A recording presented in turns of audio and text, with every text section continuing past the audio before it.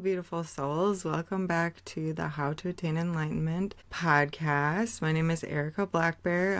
As always, I will be your host. So we leave when I'm feeling a little bit more edgy. I got to get back to California because to me, I need to get to India, and I don't want anything blocking my path to get to India. I don't want this court case to take forever. I don't know much about it yet at this point, but I leave my cousins and I had signed up on the passport website. I had signed up for email notifications when something happens with the passport. I check my email after I left my cousins. I get an email from the passport office saying your application has been approved and your passport will be in your P.O. box June 9th. And I'm like, what? Is this for real? And I'm thinking, okay, maybe there was a glitch in the system. So I go into the U.S. government passport website, type in my information, and it's sure as shit. It says you were approved. And I'm like, there's the only way that this was approved and what went through was by divine intervention. This was a miracle. Not only that, but this was the thing I needed to prove to me that India is where I'm headed, that I'm going in the right direction, that it is divinely guided, and that this is what's happening. Because that passport was approved after the worker called me, left a voicemail saying I had to have a court order. This happened. And I was like, holy crap, this is amazing. Okay, thank you, universe. Yes, thank you. But I'm still headed back to California because I'm going to need to get my sister's car back before I go to India. And I still don't know how in the heck I'm going to get the money to go to India. I still to this day do not know that. So I go through Colorado. We see one of my good friends there, and then we do some camping in the mountains. I just love the Colorado mountains. I was really introverted at this point. I have a lot of friends in Colorado, but I didn't feel the urge to contact anyone. I needed those mountains. I'm a natural introvert, and it was a lot of being with people in their houses. Not that I'm complaining one bit, because it was magical and amazing and I loved it so much, but I needed to recharge because it was a lot of extroversion for me. We spent a few days in the mountains and just really enjoying our time and energy. And Rain loves being outside and loves the outdoors, and I showed her some of the favorite things, and I was like, you were born in this state, and she doesn't quite get what I mean by that, but we used to live here. And she's like, oh, that's awesome. Then we get back to California and I go through Reno, and then I get up by Lake Tahoe, and we stop at one of the lakes, and there's a fresh spring. I'm obsessed with finding fresh spring water, and I always fill up water jugs at any spring I can find that is fresh, untreated water. So there's a spring up there that I found. There's a spring by my house too, but this was the water tasted way better. And not that I'm complaining about the spring by me, but you could just tell the difference. We're up by Lake Tahoe, and I'm like, oh my God, I forgot how beautiful this area was. So I made a mental note. We're going to end up coming back up here to just camp and enjoy the lake. And so we get to my friend's house, who's also the mom of my littlest best friends, her boy bestie friend. That's the mom and the dad. And she's like, you can come and stay with us for a little bit, because they have an extra bedroom. And I'm like, okay, that would be awesome, just to get situated and figure out what I'm doing. And I also had done some research. When you are taking a child overseas, not only do you need the passport, but generally you need a notarized letter from the other parent saying that it's okay for you to take the child out of the country. Okay. So I absolutely do not want to ask my youngest bio dad for this letter. Okay, he was abusive. There were multiple instances of physical abuse from him, and just was not helpful at all after my little one was born. It is in everyone's best interest for him to not to be around. I don't want to sit here and badmouth him or whatever. I'm just giving you that backstory. So there's a definite reason why I do not want to contact him. So I start researching. So I'm on a lot of women's travel groups, and I start asking like, hey moms, what have you done about this letter? And so many of them were saying, I've traveled without the letter. I've never been asked for it. I know sometimes people are asked for it. And so I start to research like, okay, what happens if you don't have this letter? What happens? And what happens is that you get denied entry into the countries. It is country specific. So depending on which country you're going to, depends on if that country requires the letter in the first place. And when I researched India, there is not information on that at all. And also, I found the US government has a yellow warning for India as far as child trafficking. Now, that's a whole nother situation, but to me, that would indicate that they probably don't ask for the letter because there is maybe higher trafficking happening through them. There's a lot of trafficking happening in the US, so I don't know that I necessarily trust the US government's opinion on it, but I'm just saying, to me, it was almost like a good thing. Not that there's good thing that there's child trafficking happening, but in my case, I feel like it was maybe saying that India might not ask for it. And I looked on the India government website, I looked on the US government website, and I cannot for the life of me find the information like, will they ask for this letter? I asked women about it, and most of them, there were certain countries that always ask for it, and there's countries that sometimes ask for it, and it just seems like there is a risk to it to try to travel without it. And so when I got back, I'm thinking, okay, maybe my best bet, because I don't ideally want to be not allowed into a country, but I really don't want to talk to her dad. I really don't. And I have no idea how it's going to go. So I start researching about doing the court case. I go down to the courthouse and I get the paperwork from the self-help place, which, by the way, was not at all helpful. She was honestly very rude and couldn't tell me legal advice anyway, which I get, but and so I get the actual paperwork I need to file the court case, but I'm just like, ooh, like this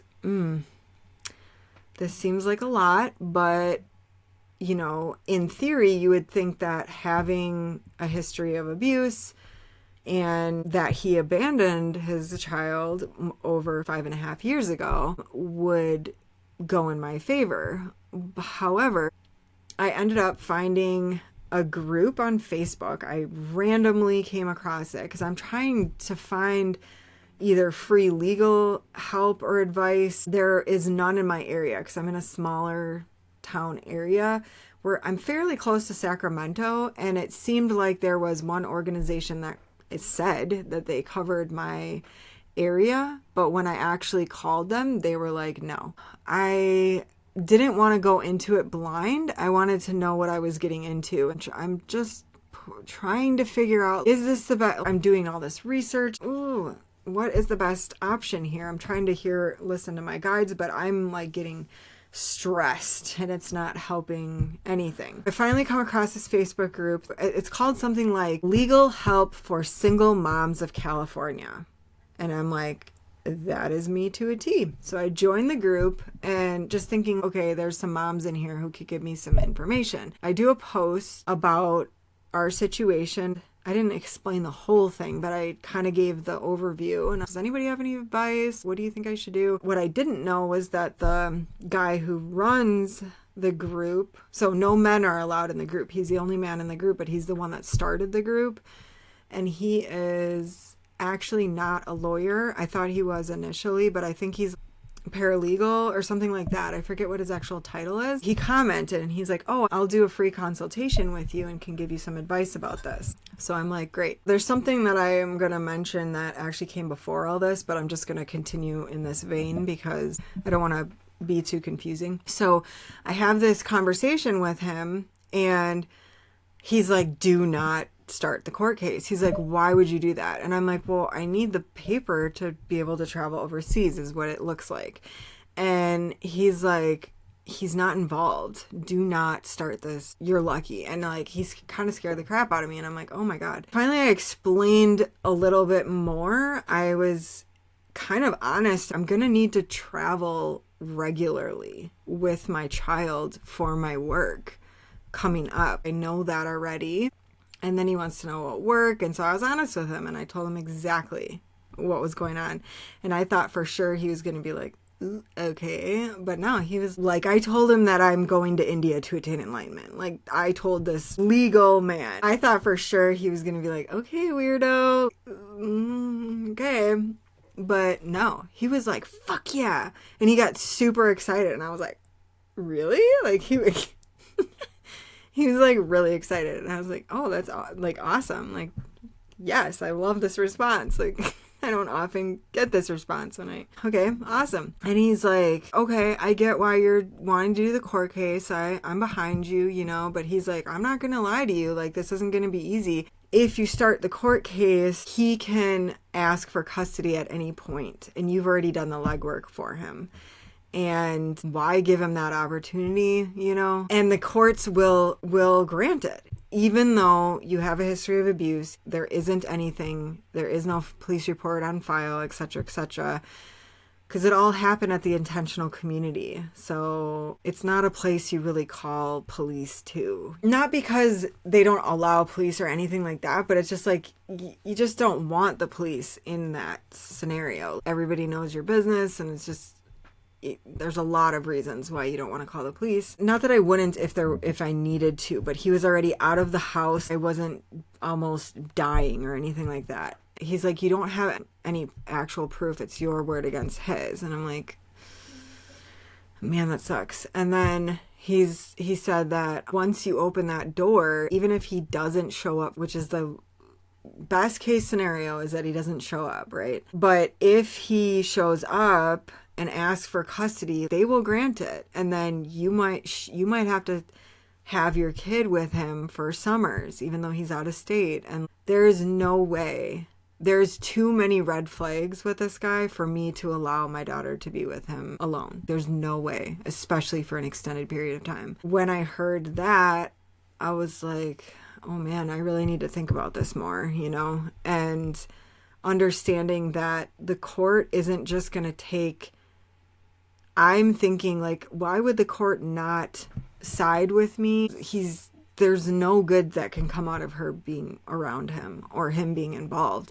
But the courts don't care. Like, they're supposed to be a neutral party, but histories of abuse doesn't stop them from getting custody of kids. Like, it blows my mind. Like, it's all completely messed up. And the guy I had the conversation with, the paralegal or whatever, he was saying that. He's like, I'm going to be honest with you. I have no faith in the system. You don't know what judge you're going to get. You have no idea how this is going to play out for you. I would never recommend opening a court case unless it's the last resort. Do not go through the courts if you don't have to. I had tried to do as much research as I can, and then I'm like, okay, this seems like a lot of work to get a court order to say I can travel. So maybe I reach out to her father and just see what he has to say. See if he will just do a notarized letter and let that be the only thing, you know? So I decide, okay, so I go and block him on Facebook and I explain, I'm going to take her overseas. I need this notarized letter from the other parent. Can you please do this notarized letter? And I was very kind. I was trying to be diplomatic, and I was like, I hope everything is going so well for you. I hope everything in your life is well. All I need is this notarized letter, and we'll be on our way. I can write the letter. All you have to do is sign it. Just take it to the notary. I can print it and mail it to you, or you can print it out, like whatever way is better. He responds back in his super dramatic, woe is me, victim. He's, it's always like, I'm always doing things to keep him from his kid, even though he literally said, I don't want to be a part-time dad, and walked away. Literally flew away to another state. Somehow it's always still my fault. And it is extremely frustrating to deal with somebody like that, as many of you probably know. I'm just trying to keep my cool, and he's all, oh, I'm glad you're doing well. You know, I haven't been able to, I forget how he worded it. It was so dramatic. He's like, I haven't been okay since the incident or something like that. And I'm thinking, okay, since the incident when you decided to abandon your child? Okay. But implying that it was my fault again. And I'm just like, I'm not taking this on. This is not my shit. This is your shit. But I'm just trying to like smooth talk him a little bit to try to get him to sign this freaking letter. I don't want child support. And I explained to him, I'm like, I'm gonna have to go through the courts. And they're gonna order child support for you. I don't have a choice in that because I am on government assistance. Like, it says it in the court paperwork that I have in my hand that they will order child support. Do you want to go that route, or can we just go the easy route and you just literally sign this paper in front of the notary? And he's like, I really want to help you, but I can't even get out of bed. He's like, I cannot do this for you, in his very dramatic, long-winded way. My friend was like, you know, they have mobile notaries. Offer to send a mobile notary to his house. So I did that. I responded, look, there's a mobile notary that will literally come to your house. I will pay for it. I will literally write out the letter. All you have to do is show them your ID and sign the letter in front of the notary. And he refused to do that. And then I, let him know, okay, we're going to have to go the court route. This is what's going to happen. I'm not trying to go this route. I don't want to go this route. Can we please not go this route? And he stopped responding and blocked me. And I was like, awesome. So, yeah. And then I'm trying to track down his address because I'm going to need that because I'm responsible for serving him the court papers. The courts or the police don't do it. If you're filing the paperwork, you're responsible for tracking him down. I have no idea what his address is. And he won't give me his address. He won't give me his phone number, nothing. And so I'm like, okay. I start really thinking about it more. Do I really want to try to go the court route? Like, I don't trust the courts. I don't trust the government. I don't trust him. I don't know what he's going to do. He's very unpredictable. He's a live wire. There's mental illness going on, probably. Like, I don't know exactly. And that was already questionable back in Colorado. Like, I was already questioning that. So it's, like, this is a crapshoot, me going through the courts. This is a crapshoot where I'm losing the power. I'm giving my power away. I'm trying to feel into what to do. And okay, meanwhile, I had ended up back at the ranch. Oh, also, there was this crazy thing. So I left my other friend's house. I was there for a week. Okay, I'm gonna not be in their space. I don't know how long this is gonna take, this court date thing, and da-da-da-da. And so we left, and I let her know. I didn't really tell her necessarily where I was going, but I did tell her, oh, hey, we'll get out of your hair tomorrow. But I don't think that it registered. And so then we went up to Tahoe and we're spending time at the lake, and it was absolutely gorgeous and I was loving it. And we went to this, I found this campsite, but it was farther out, away from the Truckee area. I didn't know the campsite did not have Wi-Fi. I get there and I'm like, okay, well, that's not ideal, but I'm only going to be here for a couple of days, like 2 or 3 days, and we're really enjoying our time here, and so it'll be fine. I come back into service and I get to Truckee and I have like a million notifications on my phone. My oldest daughter and my lovely friends thought that me and Rain were missing.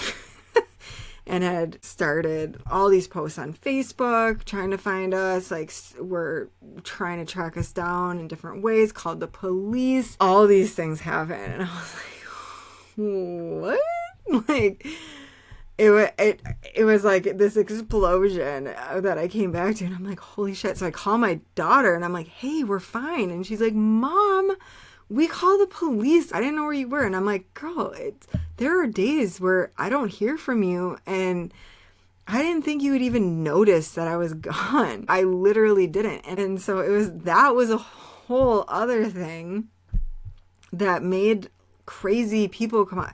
This person who had been in my life for a very long time, like, used that experience to badmouth me and say all these crazy shit about me that was not true. Literally insane stuff. Okay, why would you think I'm missing and you're telling people that I have, like, there's all these, like, what are you talking about?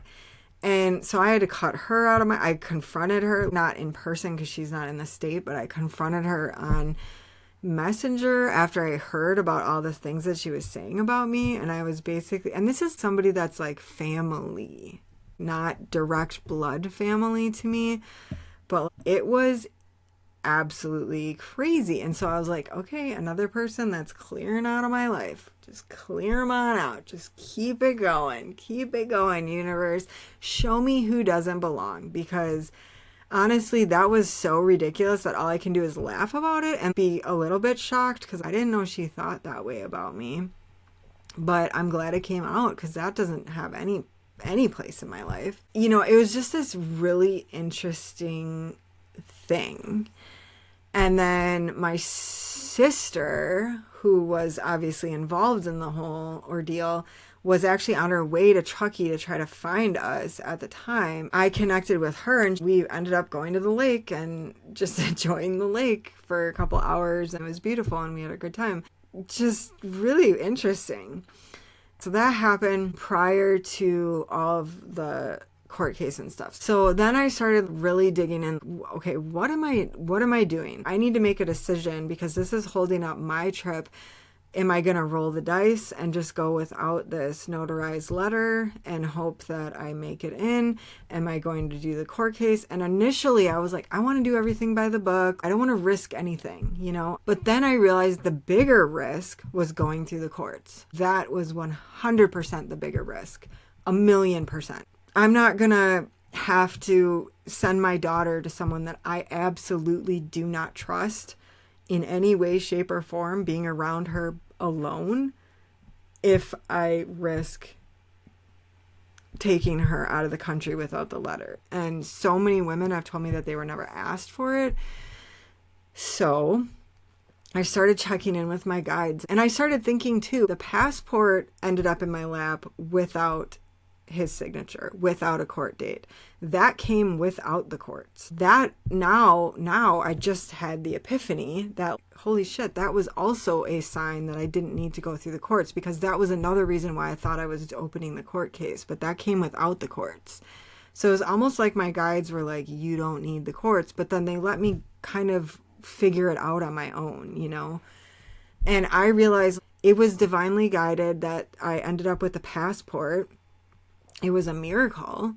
And why wouldn't I trust my guides and spirit more than any of these other fuckers, you know, with my and my daughter's health? And like, it would be different if I was risking my health and well-being. It's my kid. I don't do that. I'm thinking, okay, I've been protected. Miracles have clearly happened to get us to India thus far. I start praying and asking for guidance and just asking my guides, just show me that this is safe. Show me that I don't need this court case, because I don't feel good about this at all. This does not feel like the right choice now that I'm more informed.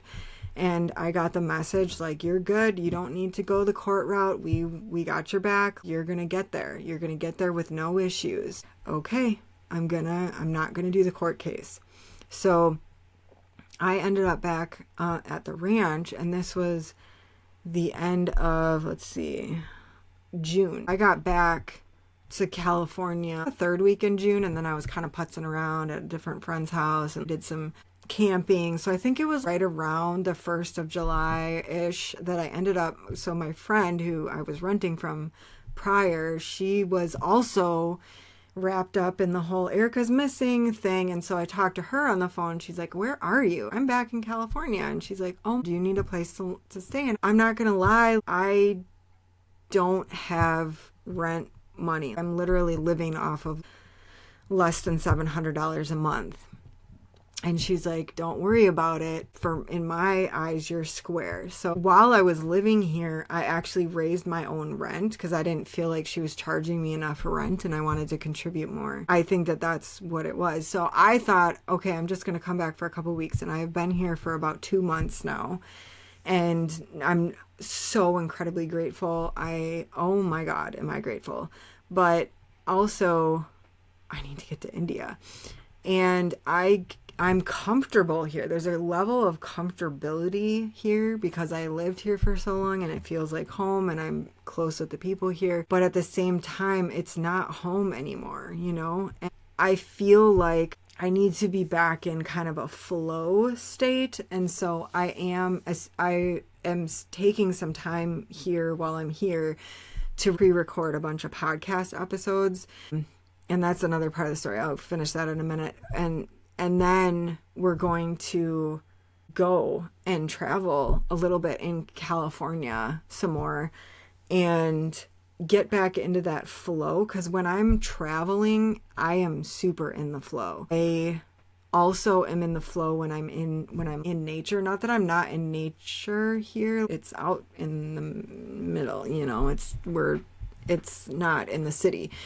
It's just different when you're really in nature and camping. And there's just something that changes for me when I'm in that flow. And so we're going to get back in that flow because I feel now that I've made my decision about not, because that held me up for a good month and a half. I was back and forth about doing that court case and I didn't know what to do. And I was like stressed and it was just a very stressful situation for me. But now that I have that clarity, I need to get back in the flow. So anyway, when I went up to Tahoe, I was kind of thinking, how am I going to make money? How am I getting to India? I do feel like there's going to be a windfall that kind of falls in my lap, but how do I make this happen the fastest that I can? I am kind of getting tired of being in this in-between phase. I'm ready for the next chapter. I'm ready to get my feet on the ground in India, you know? I've been excited about this for a while. I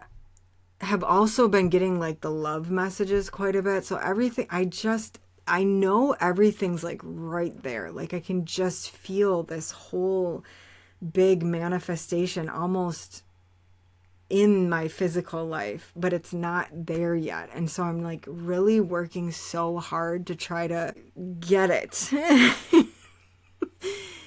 to manifest. And there's, you know, the 3 prongs. When I was on my way to Lake Tahoe, a couple weeks back, I guess it was like a month and a half ago, I was kind of musing in my mind to my guides, how am I making this money to get to, like, how am I getting to India? So I should back up. So I said that I'm on the cash assistance. So after the month, so she had given me the month until I needed to start working or doing something. And I was like, okay, listen, I'm going to be straight and honest with you. I am trying my damnedest to get out of poverty with me and my daughter. This is my ultimate goal. It has been my goal for a long time. However, I don't know how I'm going to do that. I've tried my business avenue. I've tried different avenues, and I just don't see exactly how I'm going to do that yet. But I know that me getting a job is not going to be the way. I need to figure out how to do it through my business. I don't see clearly how I'm going to do that. So before I sent this email, I was completely prepared for me not to receive any more cash assistance. I was like, okay, well I'm grateful for what it has given me while it has given me it, but I have to be in integrity. I need to be honest with her. So I told her straight up my situation. And I'm like, I also don't want to do the busy work for the county. Like, I feel like it's a great waste of my time. And she was super nice about it. And she's like, you know what? I totally get it. And she's like, actually, what we can do, and so I was like, you know what? I think you should just take me off the program because I don't have a set plan yet. And I just think with everything being so up in the air, you can just take me off the program. And I said that to her. She emailed me back and she's like, oh, I totally get it. She's like, what we can do is we can put you in a sanction, I think she called it, where, okay, it's kind of like you're refusing to work kind of thing, or do any of the programs. And then and then you get like a reduced amount every month. I checked in with my guides. Should I just get off of the program? And they're like, no. Take this for a little bit longer. You're almost there, but just take the help. And so I responded and I said, yes, can we please do the sanction? Thank you so much. Honestly, it didn't drop my cash assistance that much, although I'm operating off of under $700 a month. And now I know people frown upon sharing your financial status. This whole podcast has been divinely guided. A lot of it's being channeled. So what happened was, on my way to Tahoe, I was like, should I start a podcast? Because I actually really did enjoy the podcast that I was working on. It was an enjoyable creative project for me, but it wasn't video. And I think video podcasts are more interesting for people. I think more people watch them. I had this sudden, maybe I should start a podcast. This was like a month and a half ago. As soon as I asked that question, now I'm driving through the mountains towards Tahoe, and as soon as that epiphany dropped into my mind, this freaking hawk comes flying at my car, at the windshield, flew across my windshield. And that's a big sign for me. And I was like, okay, I heard the sign, but I was actually super upset because I was manifesting a gift of money for all the time and energy and all the times that I have given away free sessions that I know are contributing to the greatest good of the world. You know, helping somebody in that way is helping to help the world. You know what I mean? And so I was really manifesting money, like a large sum dropping into my lap. And when I got that epiphany, I actually got upset and I started crying. I was frustrated, really, because I have worked so fucking hard. I have put in so much hours and time and energy to heal myself and get to the point that I'm at now where I am healed. Okay. And I can say that with surety, and I will tell you why in a moment. And kept my integrity and did the right thing for everybody involved in every situation that I've ever fucking come across, you know? And so I was like, I am owed money in a way. I do feel that way in a sense, because it's not only been this lifetime. I have given of myself in so many lifetimes. And all of the messages that I keep getting from Spirit are like, you have an overabundance of positive karma coming your way because of all the work that you've done in all the lifetimes. And anything that you want, like, it's going to come to you. And I'm like, all right, then give it to me. You know, like, what is the fucking problem? Like, drop it into my lap. I'm just exhausted. You know, it's been so long that I have been working on this in this lifetime alone, you know, and it's like, this is multiple lifetimes work is why this lifetime is going to happen, how it's happening. And it's like, I deserve to have a chunk of money drop into my lap. That's not that I'm ungrateful for that like $1,500, $1,600 that I got. That's amazing. It's a great start, but like, can we do better? You know, like, can we please make it so I am never going to be in poverty again? That's what I want. Even just enough where I could invest it in the right way and make more money. Something, you know, let me just get to India at least and have enough money to live there for, like, can we just do that? So anyway, when I heard the podcast thing, I was like, oh my God, do not tell me that I have to start a new project, restart my business. Like that, it triggered so many things in me because my business was going nowhere. I had already done things in my business and I was like, oh my God. And then I'm thinking, I'm going to start from scratch. I'm starting from square one. How is this damn podcast going to get me any money? Because you read online and you're like, podcasts don't really make you money and it's going to take years and da-da-da-da-da. And it's like, I don't want to sit here for years building this. Like, come on, you have to do better than that. But then, and my guides were like, whoa. Cause I like had this knee-jerk, like a very emotional reaction to this, and I'm bawling, and I'm so angry, like actually angry, because I have been so fucking patient. I have worked so hard. So I put that out of my mind, and I'm like, oh hell no. No, you are not asking me to do this. Do not make me start from scratch, and it's going to take months, and I'm just like livid about this. So that was prior to me ending up back at the ranch, and prior to me understanding the court case situation. And I get back to the ranch, and not only was I dealing with the court case thing, I also had the last part of my healing process come out. And man, was that intense. That was the most intense healing work in the shortest. It was literally a death squeeze, and all the shit was coming out. Like, that's how it felt. I dove really deep into it. I was doing inner child work. I was doing shadow work, which is something that I had already done. But I'm saying the depths that I went to and the understanding that I have come to, there was a moment where I understood that I had absolutely healed everything from my past. And then I got all the signs from my guides afterwards saying and hearing them and whatever. And everything I was getting was, you are done healing. Hell yeah, you're done. You're done. You are done healing from all the past trauma and past shit. And I felt it. I felt the moment that happened, it was like I could breathe again. I felt a breath of fresh air. I was no longer carrying these ungodly burdens around with me everywhere I went. I was like, I can fly. Like, yes, freedom. Oh, I feel so good. Like, seriously. Okay, I'm ready to go to India. And that was like a month ago. And then my guides are like, slow down, relax. Since then, I can feel the remnants of it unwinding from my energetic field, and all of that just kind of flowing away from me. And then there's this weird void place that I've been in. And it wasn't until just within the last week or two that the new beginning energy started percolating in. But I was in that weird void place, and I did not like it. I did not like it. I felt like I wanted to throw a tantrum like a toddler about it.